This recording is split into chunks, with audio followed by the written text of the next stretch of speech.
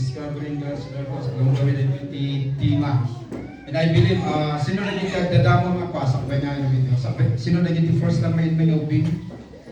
First time? Sa BBS, Vacation Bible School. Sino pa yun? Yung first time. Yung first time lang, yung tagtalaan. Hindi naman pala, pas din-invite kayo, okay lang. Hindi yung tagtalaan. Gawa? Yun, may isa. Sino pa yun?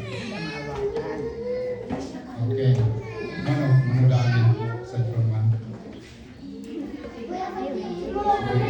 Okay. So, sakbay kayo, ituloy tayo.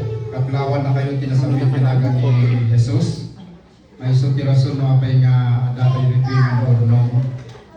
And I believe nga dagito'y taluman daw ba? 3 days kat mamatiyak na dagito'y ubing tayo, anak tayo, ada iti naiyadal ka na isuda. At least ada na igula nga naimbag nga damag iti pusula. And I believe may isa na ito nga experience na nga invite na dito, and I believe na nung lumakal dan to, malaglagit dan to na gito'y.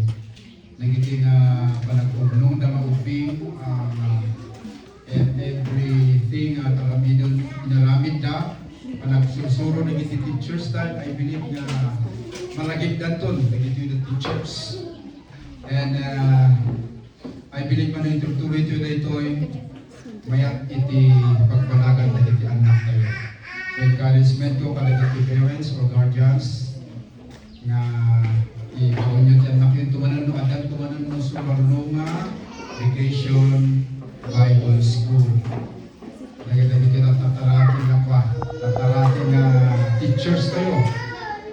And may enjoy na the presence iti may sacrifice na kadwa na matalaw. So welcome iti dating Vacation Bible School.